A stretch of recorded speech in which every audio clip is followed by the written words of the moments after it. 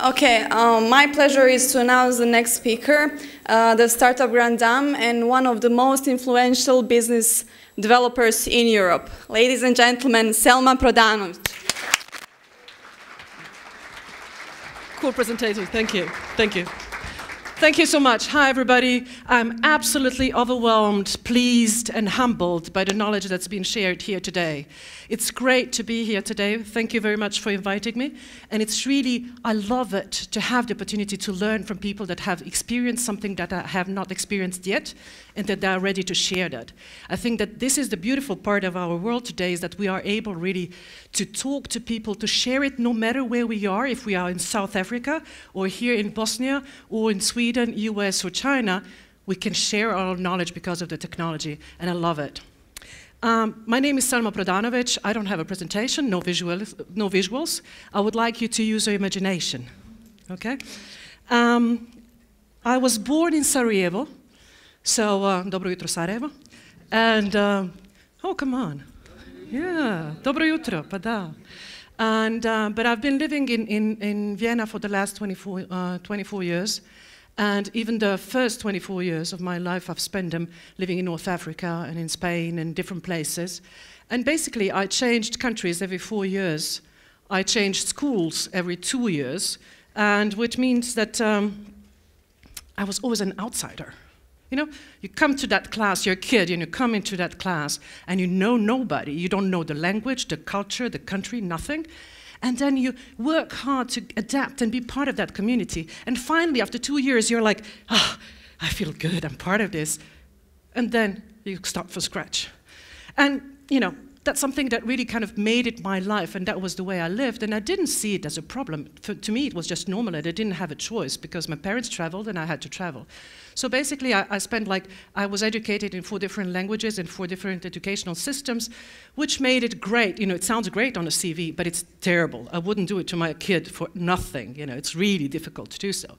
But it taught me something. It taught me resilience. It taught me adaptation. It taught me that change is part of life. So basically, with my personal life, I was prepared to that what is coming today, by coincidence. Or you can say it, I could have sat down and cried and said, my gosh, my life is so difficult. Or say, hey, cool, I got something I can use for the future. Basically, the attitude. And as all of us here know, we never planned a war in our CVs, right? You know, like they tell you where you're going to be in 10 years and what you're going to be doing and all of that. You don't put war changes my life into your planning, does it? Yeah? So we all lived through that, and we were forced through different things that we had in life to kind of live with the fact that you might plan something, but at the end of the day, it might turn out totally different, and you have to live with that. And I think that especially this city has shown so much creativity and innovative spirit to survive in many, many ways. And I think that the lessons learned are going to be learned sometime in 10 years or so. These are my notes, just for information. So I think that this kind of ability to change is something that we have very much innate in this geographical part of the world, is that, you know, kind of snađi se, yeah? You got to find a way how you're going to deal with that. Most of the time you lack money, most of the time you lack resources, most of the time you miss something, but somehow you're able to overcome that weakness and still create something that never existed before. And I think it's beautiful. That's humanity. That's our way, you know, our ability to create and to have something that really is new and we can imagine, and everything that we can imagine, we can also create it. I believe very strongly into that. So what I did is that, you know, I studied all of these universities at an American university in Spain, and then I finished my studies here, economics here in Sarajevo, and then went for my PhD in Austria. And my big wish was to work in an advertising agency, because I did marketing and international trade. And I ended up really working in Young and Rubicam. I don't know who of you, doesn't matter. One of the big, you know, 5 advertising networks worldwide. And it was great because basically at that moment, it was just the opening of Eastern Europe. So basically what I did is building these new places, the new countries and everything that they were doing, and I was part of that deal, and I loved it. And I was working at the headquarters in Vienna, so I was responsible for 15 countries and 25 clients, and it was diverse in itself. My job was to know what's going on my clients worldwide. That means my job it was to speak to Australia, and then to talk to South Africa, and then to talk to Brazil, and then to talk to Norway, to know what is going on, to be able to consult my clients. I loved it. I mean, 25 years old, and the world is yours. Love it. And then the things changed. They moved the headquarters to London, and I was not ready to move. And so I changed, and I went to another agency. That other agency was a bit further in the development of the new market and the new countries. Suddenly I realized, gosh, I don't want to be doing this. This is boring. Because somebody in New York is telling me what to do in Slovenia, how the radio commercial should be, what the wording should be. They never heard of Slovenia. How would they know what the Slovenian need? And then I realized that this corporate culture and this kind of setup organization, the structures are not for me. And that was my experience with the corporate world. Year and a half, gone forever. That's it. I was very lucky to find it out very early that I'm not into corporate or in big structures and big organizations.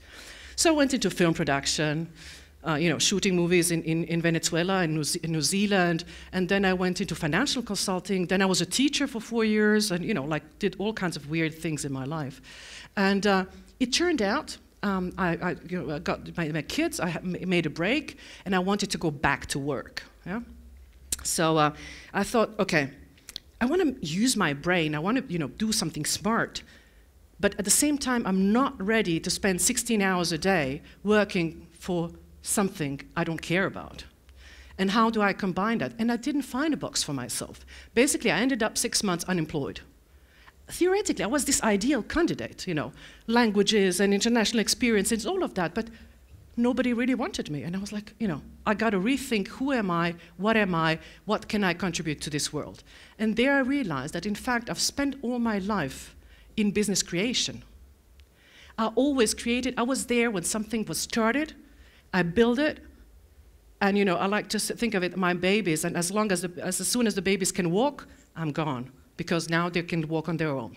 And that's how I started my own box. I founded a company which is called Brainswork, and I started my company like 10-something years ago. Brainswork is a different consulting company, I thought. I really wanted to make it somehow, to make a difference and make it in a way different to the others. And one of the things that I did was basically the structure and answering the question, who has a company with one person? My company is just me. But I have about 132 partners worldwide, and we can grow to 600 to 700 people whenever needed. That's how it was set up from the very beginning.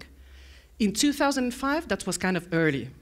Today it's kind of everybody knows about it, but 2005 that was kind of visionary, pioneering. Nobody really got it. It's like, who are you? What do you do? Yeah. Okay, so I even started with this business creation, which also at that point in time was not really known. So basically from the last 10 years, I've spent 8 years being the weirdo and, crazy one, and what the heck is she doing, I mean, people knew they should be nice to me somehow. There was something about it, but they didn't get it really what it is. And now finally I'm coming to the point where they say, business creation is something that we can use. It's useful because of the changes and the speed of change that is happening today.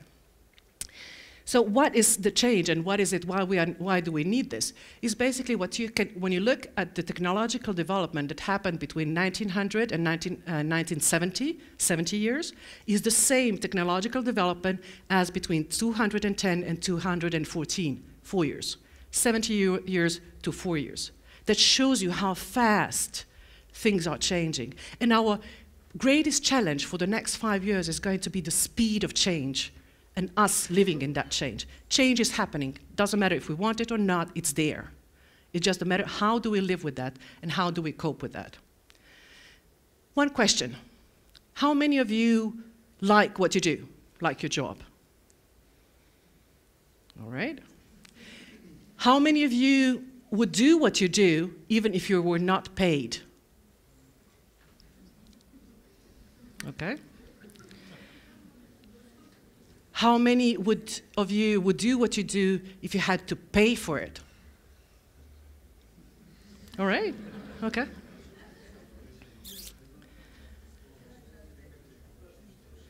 Do you know people who do that? Entrepreneurs do that. That's the spirit entrepreneurs have. They invest everything they have. They risk everything they have. They're ready to pay or not to be paid for the next years for the sake of creating a new company. That's the spirit of the next generation. It doesn't mean we're not going to be paid, but the point is that you're ready for a certain period of time because you believe that what you do makes sense, that you say, you know, nice, you give me a salary, you company, give me a salary, I don't care, I'm going to build this new thing because I believe it has a relevance and it's important. I strongly believe that entrepreneurs really are the ones who are going to create the solutions for tomorrow. I don't think it is going to come from the corporates. Corporates are dinosauria who got to die out or change or adapt. But the way they are functioning now, most of them, is really not the way the future is going to be structured. We need to build a complementary system where on one hand you have all this corporate world and the energy and the strength and the infrastructure they have, and on the other hand, this quick, fast things happening, which are startups or companies created by entrepreneurs. And basically, that's the idea of my talk today. It is about what makes the essence of a successful business for tomorrow. And I believe there are just 3 words to that. Simple, fast, and fun. Very, very important. How many of you have heard of the Ice Bucket Challenge? Okay. Was it a simple idea? I mean, you were able to understand, based on one single picture, to understand that you either pour yourself with ice or donate, and that's it. That's all you had to understand. And you had to nominate 3 other people to do it, or 1 person to do so. So it was very, very simple in its idea. It was very fast because it was so simple to share that you just needed to have a click and say name of the person. That's it. It was fast, easy, really simple and fast, and it was fun.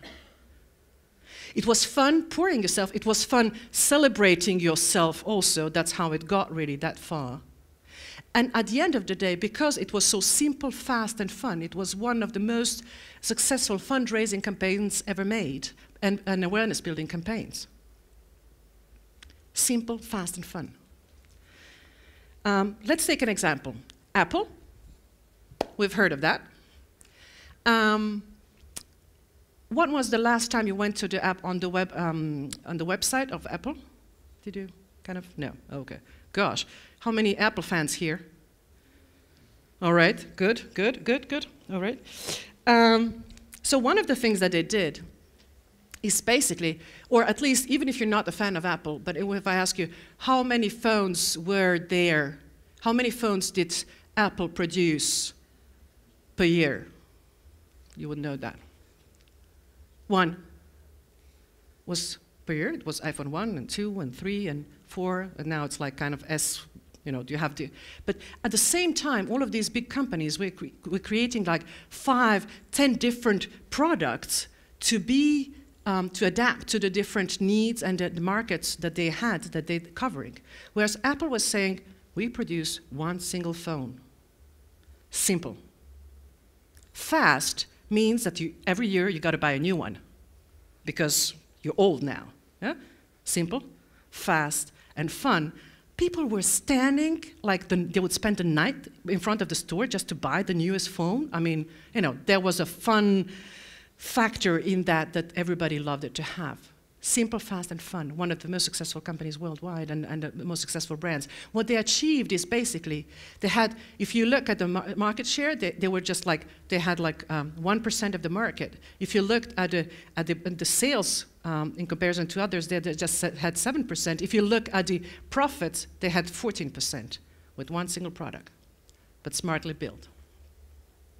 And the same way, is it how I act? And I'm the weirdo here again today. I do not come from the Agile part. I'm not a programmer. I'm not the project manager. And I was thinking, before I came, kind of, what do I do there? You know. But hey, you know, you got to go and start and see new things, and then maybe you might learn something different. I'm here to continue on the conversation you had this morning and about discussing that how it has to go beyond Agile and how you have to educate all the others in the company of what you're doing. I had no clue.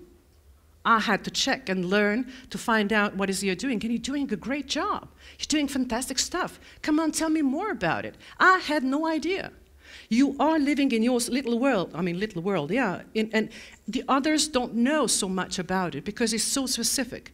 But basically, this is exactly what the world needs in the future, is this ability to act fast, to adapt fast, to change fast, to work on that system. I've been doing that all my life, and I look at it from a different point of view. I look at it from a different point of view because I look at it as an investor and an entrepreneur. And I need your speed and I need your agility to say, worth investing. Because I'm not ready to invest into companies any longer that are saying, you know, this is what we build, and we're going to take a 2 years thing, and then we're going to check it, and then, you know, and the world has changed and whatever has happened. This is just fantastic what you have there. And how can we then visualize it for, you know, people like me that don't understand what you do? So I need to have a different language, and I need to have a visualization of that or whatever other method to be able to understand what are you talking about. But tell me about it. I think it's absolutely fascinating. Because that is the thing that is going to happen in the future, is how fast you go. I go and talk to the biggest corporates of this world, and we discussed about how can they adapt and how can they change. How can they work together with all of these startups? I mean, what I'm talking about is you have today companies that are created and then within 18 months sold for more than $1 billion. I mean, what? You know, I come from a generation where you build business for ages. You know, it took some time, and then you're there on the market, and then you're important, and then you build your market, and now suddenly there are these kiddos that come in and kind of build it, and now they are like billions worth, and I'm, oh my God, what's going on? And I cannot cope with all of these things at the same time because so many things are happening at the same time. How do I focus? That was one of the things. How do I focus? How do I know where is the market going and what is really relevant to me and how I'm gonna deal with that? A very, very important part of our world is this speed of change and how do we adapt to that change. And I really go out and talk to them and see ways how can we deal with this. I also go out and talk about entrepreneurs and the power they have to really change and create new solutions. As I said, I believe that it's about us creating solutions to problem. Do you have anything in your life that really, pisses you off? Like, you know, you have this one thing in your life, this problem that, you know, every time it happens, like, oh my gosh, drives me crazy. Every morning when you go, if it's a waiting time in a bank, if it's just because the environment, your plastic bottles, whatever that is there something that really drives you crazy? Do you have something? Does any of you have a problem that you would like to see solved because just it drives you crazy? Yeah? Now imagine, just imagine, you could really work on that. You would go out and say, I'm gonna solve it.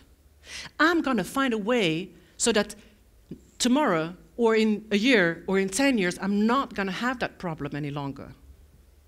That's what entrepreneurs do. They see your problem, they transform it into an opportunity, and they spend their life to create the solution. One of my favorite stories is for my friends. They all have diabetes. And the everyday life of people that have diabetes is really a pain. You've got to measure every day, and you've got to control it.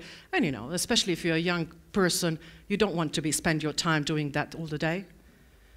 So one of them got really in troubles and almost died because he was not ready to go through that every single day. So they decided, we're going to build an app to help ourselves through gamification to go through that day and make it easier, make it more fun for us to do that.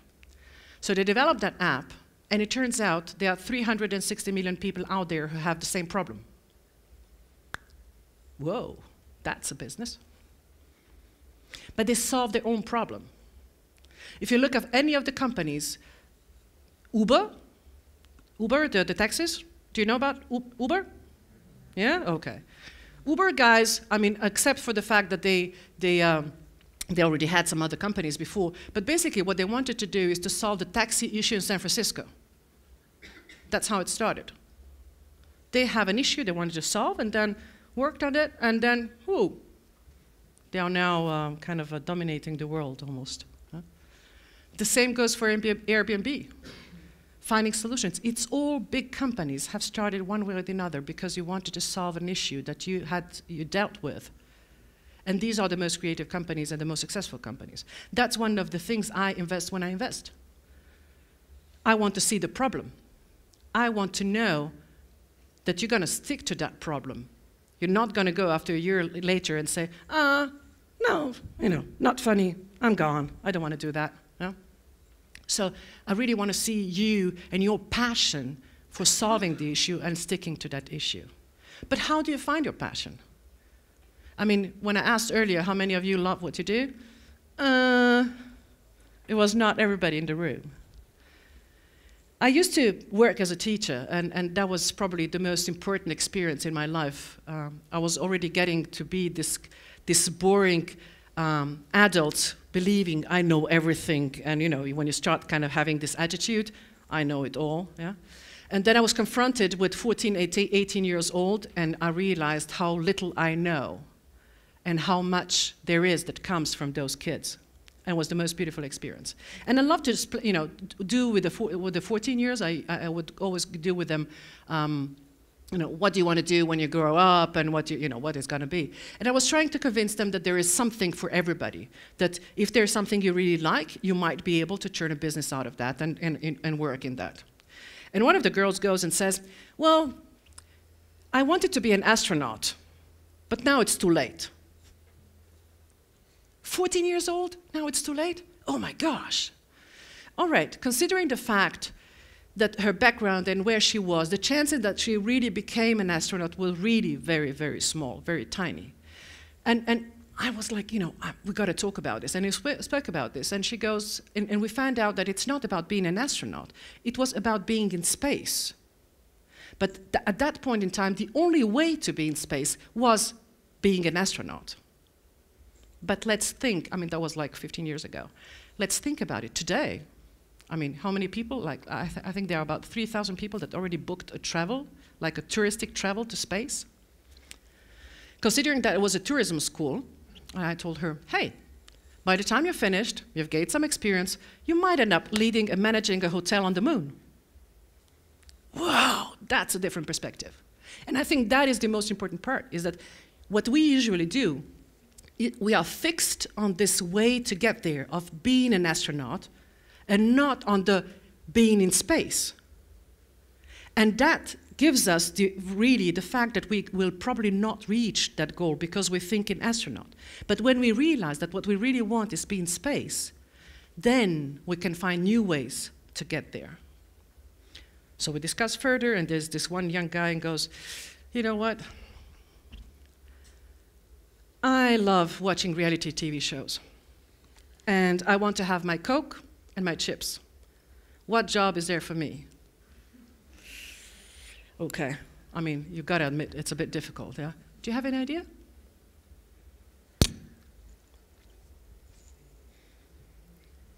Oh, come on. Let's imagine. Department store, big department stores, shopping malls. They all have a security department, do they? What do the guys do in the security department? They sit in front of their screens, watch reality TV show of people shopping, and they can have it at Coke and chips. Okay? Right? There was a perfect job for him too. And I strongly believe it is possible. I know there are times in life where you take whatever comes because there is no other option. But I believe we gotta go for that one thing, the one special thing that you can contribute most, and where you feel you are passionate about, because that's where you are at your best. That's where you're giving most to the community around there in making our world better, when you are in your own flow. I'm absolutely after that. It doesn't mean you know what it's going to be. I mean, I must admit, I still don't know what I'm going to what I'm going to do when I grow up. But I'm working on it. I'm in the process, on the journey to get there. And it changes all the time. Of course, it changes. My environment has changed. My life has changed. My expectations were different when my kids were small, and now how they are. I have changed. There are some things I don't want to do any longer. I mean, it was fun with 25, but I don't have to do it any longer. So it is a process that we go there, but there must be something about it that you're really excited. And I'm really excited about helping people find their own passion and develop a great business out of that. I believe it is possible, and that's what I'm doing. So what do? People book me to go and talk and really inspire and work with people in that sense. I do consulting also, and in terms of working with people like yourself, or working with CEOs and business owners to find the perfect way, or to find a better way, to adapt to the changes and the needs and the strategical thinking that you need to have. I also invest in ecosystem, in building ecosystems that enable the creation of startups. And we had this, I was yesterday here at the Hub 387. Do you know of Hub 387? Oh, come on. I mean, yeah, come on. It's like I'm here like pushing all this energy. I'm like, all right, are you bored? I'll go, and I'll come back tomorrow. Come on. So who knows 387, Hub 387? So what do you know about it? Any of you? Yes? My son is working with it. Oh my gosh, is that cool? Oh, I think it's the coolest thing ever. Your son works there. What does he do? He's product architect. Product architect. Oh gosh, good. Let's say, okay? So there was somebody sell something? Yeah, it's a community. It's gathering of all IT companies, young people working there. Basically, we work closely. Okay, good. All right. What else? Trainings, yes.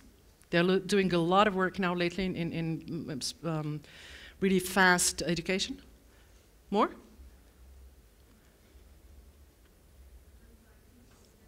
I'm sorry? Brings IT people together? Okay. What is there? It's a hub.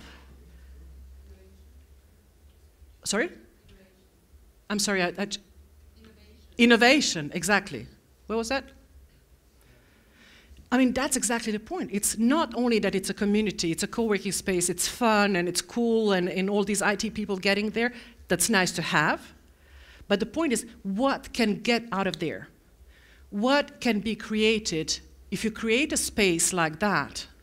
What can come in the future? Most probably, some of the greatest companies of this country will start there. Because there are smart people, there is pooling resources of smart people and mentors and money and knowledge getting all together, and that's what we need today. But it's a loose structure, so you can be fast in whatever you're doing, but it is pulling into one place. And we didn't have that. As far as I know, there was not in something similar in Bosnia until now. But that is the way it's, things are being created for the future. And I think it's great. And the conference you're organizing here with Bosnia Agile is really helping, I think, the whole community to really work on that. And I do believe that you have a strong opportunity to kind of combine this knowledge and create this knowledge, and how you're going to show it to the others and transform it into a language that we can understand and learn from what you are doing. I'm really excited about that. If you have questions, or if you want to, say whatever, say I'm not right, challenge me. I love it. Yes? Yeah, it's excellent how you do this motivation part, yeah. And we both know that Sarajevo is really a place for that, Yeah. You will jump it, immediately do something. What I would like to discuss with you, because you are the right person for that, about the market approach. approvers. Mhm. You know, you mentioned happy tree. I see it as a personal good. You know, he is a community. He is Yeah. something as common people doing the right thing. Mhm. In the hub, I feel it as a one market approver Yes. approving the Yeah. new ideas. You know, Yeah.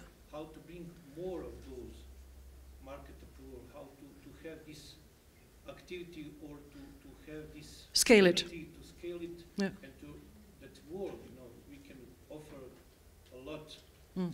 globally. Yeah. That world see what we have here. Yeah, 2 questions there. Thank you so much.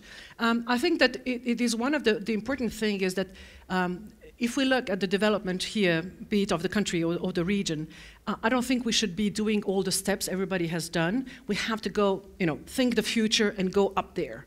And that's where it doesn't matter where it happens. It really doesn't matter if you're South Africa or Bosnia. So it's been here, and we do have smart people, young, smart, creative people.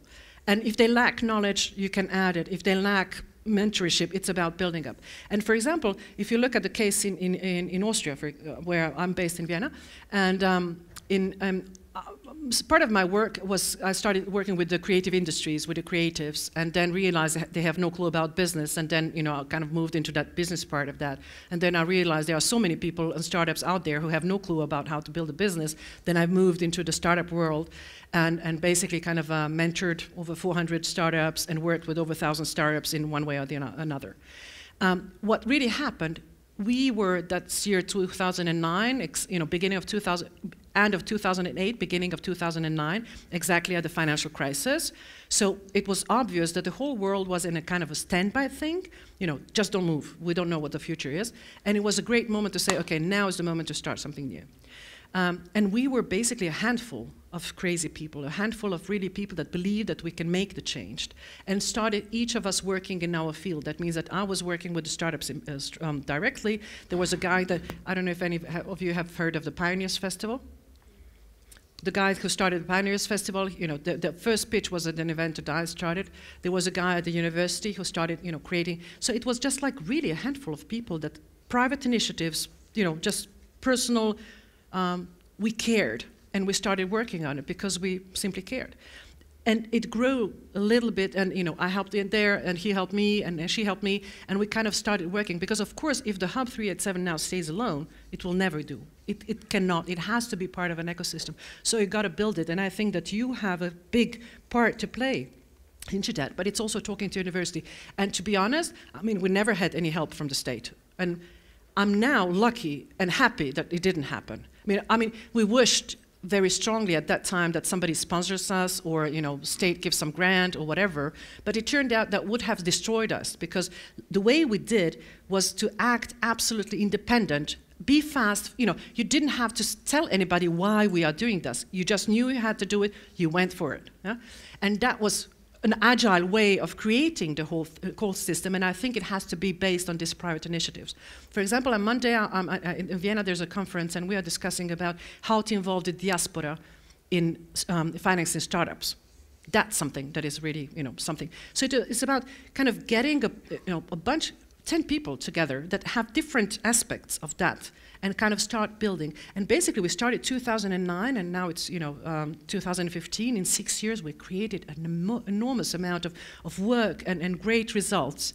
And I was working with the startups, and then we realized that it's great to develop them, but, you know, at some point in time they need money, and if they don't get that money, it's like giving them hope, and, you know, for nothing. So there was not a business angel scene in Austria, so I founded the association. You know, there's a problem, there was nothing, I created it. Yeah?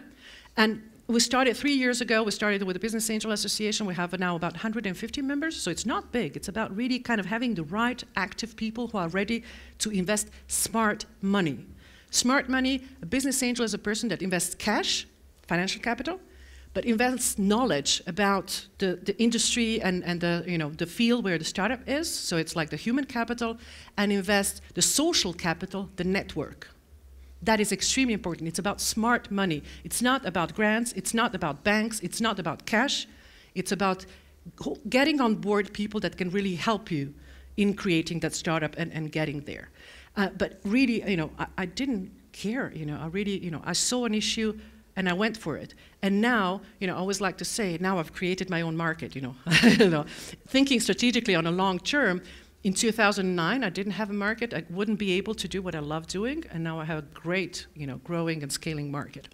And then it goes into kind of pushing that network into an international level. So I'm also a part of the European Business Angel Network. There's a European and a global Business Angel Network. And for example, last month I was in Cape Town in South Africa, and I had a master class for business angels of what it means to be a business angel, because the whole startup business angel entrepreneurship story is a worldwide story. I did it in the Maldives, and I did it in South Africa, and that was a great experience to be in South Africa in the evening to talk to business angels, in a cool bank and design and people with money and all of that, and then in the next morning to be in the townships and really work with girls who are learning to code, and to give them the perspective of what to do with that. Because that's an issue very often we have, is that, for example, they would go out and teach you, or they will teach people how to code, and then what? Okay, now I know how to code. What do I do now? It needs to be, in addition to that, what do I do with that knowledge? What can I create? What can be really part of that? And I think we have to work on these sides, and that's why we need an ecosystem. We need a couple of other people, that really will build it. And it's this, today it's so easy. If you know somebody in Singapore that you would like to be involved into this because they have some knowledge that you would like, call them up, Skype, it's easy today. And that's fantastic. We've never had that opportunity to create things that were so difficult and so expensive and so complicated earlier that are so easy today to do. And I believe we have here in Bosnia such a great potential. I really believe that we can really go, and we have to go. We cannot do normal work. We have to go 3 steps ahead and go over there. And then, if we go there, then we will have the smart people, really create something that is very special. And, in every cases that I've seen, they do not necessarily have to stay here, even if they leave, but they have a reason to stay connected, to give back constantly, and to be part of that community here. So it's not about, because today everybody's traveling anyway, so it's not really an issue. Does that answer a little bit the question? All right, thank you. More? Yes? When you are about to support some startups, investing in people, the startups, what is the first question do you ask when they are presenting their idea, or what advice you must? Well, the most important, you got to understand that investing is about trust. So I got to trust you first, that whatever you say is really right, but also I got to trust you as an entrepreneur that you will have that drive to really kind of create that. And to me, part of that is really that you are affected, or somebody in your surrounding, directly in your surrounding, is affected with that issue. So basically, when I look at cases and when I talk to people, to me, I've been doing it for a long time, and sometimes you don't know why you do it, you just kind of feel it. But it has to do with this human part, which has nothing to do with the product yet. It's about this kind of, the personality is the personality, entrepreneurial personality. And that's something I know really fast for me, or at least for me. It doesn't mean that I'm always right, but most of the time that is. And then what I like to see is that you're really working on a problem that is a problem. I like to see companies that are solving something. So if you come and tell me, there is this problem and I've created a solution, or I'm working on creating that solution, I'm like, okay, that's a good start. We can think of that.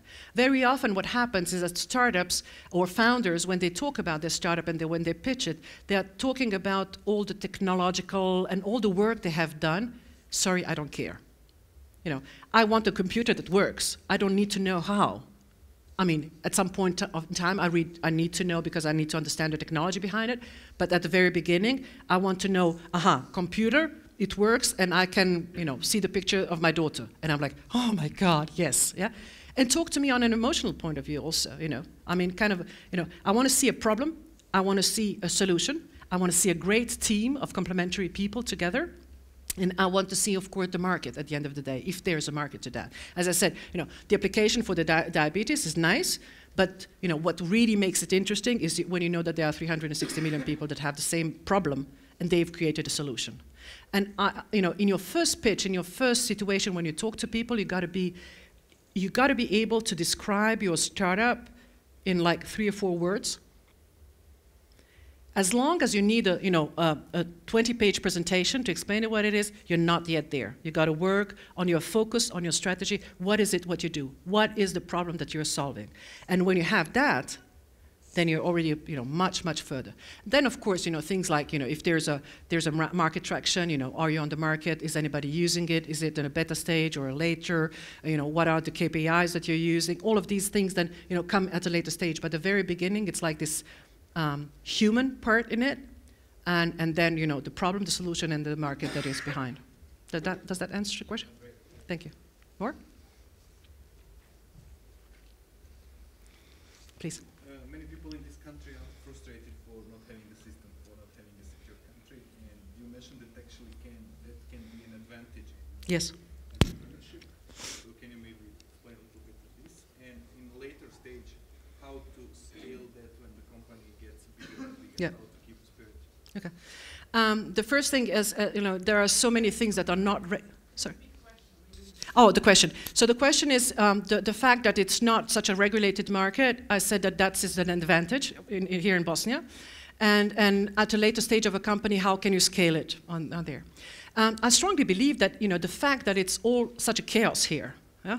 I mean, we've got to be real. It is. Might be the advantage. Because, for example, if you look at Austria, it's a very beautifully organized, boring space. True. I mean, it is beautiful, but it's not exciting. It doesn't make you, like, whoa, yeah? And when you wake up here in the morning, you're like, oh my gosh, I got to deal with that problem and that problem, I got to do that. So it's like you fall into your life. Of course, at the end of the day, you're kind of dead and tired, yeah? But you've created something, you've achieved something in comparison to what you do in Austria. You've done something the whole day, you come back at the evening and you're like, what did I do today? I have no idea. I do believe very strongly that entrepreneurship is about, taking your weakness, your biggest issue, your biggest problem, and churning it around to make it the advantage. A very stupid little example. My name is Prodanovic. In Austria, I'm a no-go. I'm a Ausländer, yeah? And so it's like, you can be creating and doing a lot of great stuff, but at the end of the day, I'm a foreigner. How can I dare, be there? So at the very beginning, I was like this witch thing, yeah? Yeah? At some point in time, I became this witch thing, I cannot pronounce her last name, but I know who she is because I'm the only one with this witch thing there. I mean, I'm not the Meyer and I'm not the Wenger, but, because there, when they have to say the first name, the last name, and the company, and when they mention my name, there's just me. Yeah? The same goes. Me as a woman, I go into a meeting, there are 20 men over there. When I was younger and earlier, I was like, can I kind of get out of here somehow? I don't feel very comfortable. Today, I'm like, okay. They're gonna all remember me. It's an attitude. It's an attitude, and I strongly believe it's about your attitude here.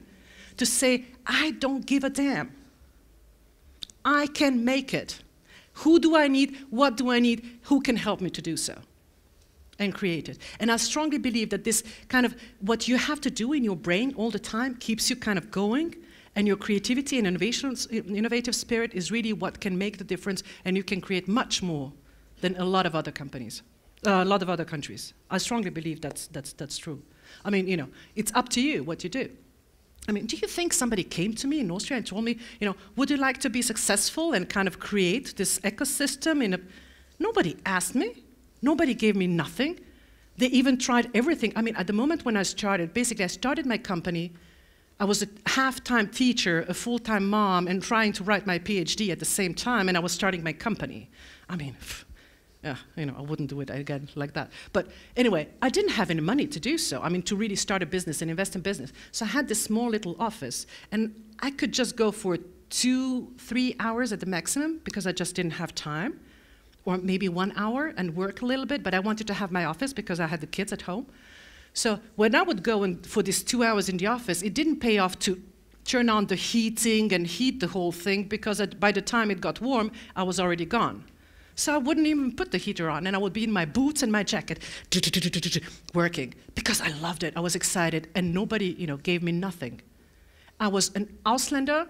I was with no money, and I was there, with no network at all. I knew nobody. And I said, oh, come on. I'm gonna make this, despite of everything. And just because it is the way it is, I'm gonna show you how it can be done. And that's the spirit we have. I mean, this city survived, didn't it? Because of what? Because of the spirit of the people, right? So, I mean, that's not what's missing. It's about the ability in your head to think that you can do it. That is the biggest thing that we need. You need people around you. So if you have a lot of people around you that are telling you, doesn't matter, you're not going to make it and everything, get rid of those people. Get at least 2 people around you who are going to say, come on, give it a try. Come on, give it a try. I'm going to help you. I'm going to support you. You got to do that. And if there are not enough people here in Sarajevo to do that, then go on Facebook and find somebody. Come on. So easy today. The second question was about scaling. And that is an issue. I don't think it's an issue about creating that's a very start. The issue is about how do you scale it, because there you need a lot of money needs to be invested to do so. And then it's really, you need to have the partners. And I think that that's one of the issues, is about this legal security that we have here in Bosnia, which or don't have, or makes me a bit kind of, I'm not sure. That's something that really needs to be solved one way or the other. Or in another way, we need some examples of success, how people have managed it, so that other people can say, okay, if they did, I can too. But there it is about building the relationship on a long term. That means that, for example, we are now working now with a music startup. And I mean, they are now at the first stage. They are just needing the first money. But they are already building the contacts to what is going to be like the A series already now. Because if you come at the point when they need it and say, hey, I need the 2 million thing, everyone's like, where were you till now? Who are you? But building this relationship and making sure that that's where it goes, then you can come that.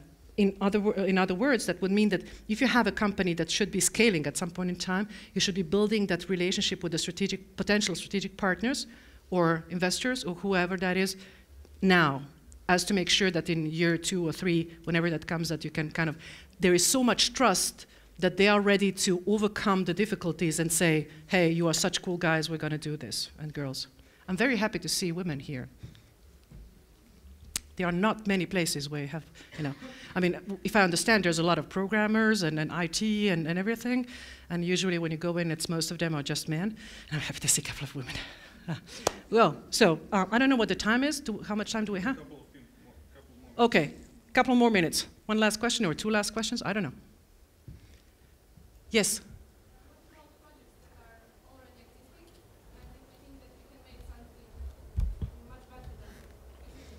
I'm sorry, you will have to repeat the first part of the question. What about existing projects? If you have idea, What are my existing projects? no yours. If you have some idea for Yeah. some project and you want to make Okay, stop. Stand up. Come here. Come here. I mean, this is the good part about conferences. This is what you want to do. You want to also show and tell about who you are. So you tell us your name and then a question. I'm Almina Haskic. I'm from the Logic. Okay? Yeah. I have one question for you. What about projects? If you have some idea for some project that is already implemented, for Okay. example, tracking of diabetes, Yeah, okay. and we have some idea for new solution, how will you make decision for that project if it will be better than existing one? Okay, very simple. Was Facebook the first social network that ever existed? Is that a good answer? Yeah. Good. Yeah?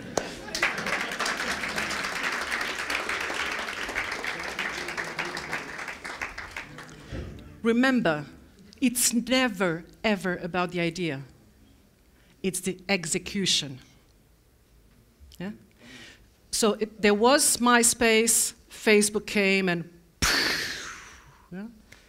What happened to Yahoo when Google came? We have so many examples. So the first one is great if you're able to pick up your position. The problem is that at some stage, the spirit, that's what you mentioned, the spirit changes in this drive pioneering company. And how do you keep that spirit that you keep on being this pioneering company? And then somebody else comes and you've already educated the market, everybody knows everything, and you say, hey, we have a better solution. So go for it, please. That's basically what meant. Yeah. How to keep the spirit, how to avoid being a corporation. Yeah. Well, that's really a difficult question. And I don't think, every company needs to solve it from its own way, but I think that, for example, from what I've learned today, that, this kind of, the way, things that you are using in your methodology and your project management, if we can implement part of that into kind of executive, that would be great. It would be great if we can use more visuals or way to understand. I do believe the point is, it's always about the lead person. At the end of the day, it's about who the CEO is, yeah? I mean, if we look at the fact, what happened, Steve Jobs was there, then he was gone, Apple went down, he returned. I mean, he was a asshole. I mean, but he was a genius. And people were ready to work for that genius, and he got people around him because he was so crazy about that kind of design. But as a person, you wouldn't want to deal with him, But in that sense, in that company, the same goes for Elon Musk. He's a freak. He's a great freak. He's fantastic. He's an amazing, the Tesla and X-Space guy. I mean, he says in the last 10 years he tried twice to go for a week on holidays. I'm like, do I want to live life like that? But he's absolutely into that. Yeah? Both times he went on holidays, a rocket went down. So he doesn't want to go on holidays any longer. But I think it's about the spirit, the first, the manager, the leader, the owner, and then to have a good team, the first round around you needs to have that spirit. And you have to find time. You have to invest into this kind of working on the strategy. Where are you heading? So, I mean, very often you would see that in company, they would say we have a strategy meeting, and then you have like a consulting company, they would put this presentation, and then everybody will kind of look at the presentation and say, yes, that's what we're gonna do, and then everybody puts it in a drawer, and tomorrow is the same story. I think it's about this using really the power of the people to get them on board on every single level. You gotta invest into that because the people and the spirit are the ones that are going to take you further. And I do believe that it's possible today, and it works very well in many companies around the world, if you can have a flatter hierarchy. So it's not about the boss any longer. I mean, it is, it's Mark Zuckerberg sits at the desk as anybody else. He's there from them. They can approach him anytime because he's just sitting at another desk like anybody else. He's not somewhere, this kind of figure. So these are the things that you can, and there are a lot of ways how you can do it, but that is really the most difficult, is to transform from this innovative pioneering company, an entrepreneurial where everything is decided together and we all do everything together, to kind of give in structures, organizations, and when you grow 100 people plus, from 0 to 100, is really the really most difficult stage. But it's possible. I mean, we have great examples of great companies. All right, I think it's good. So next year when I come, I want to see a lot of companies founded, or a lot of you saying, I'm working on my problem dream. Yeah? All right, see you. Thank you.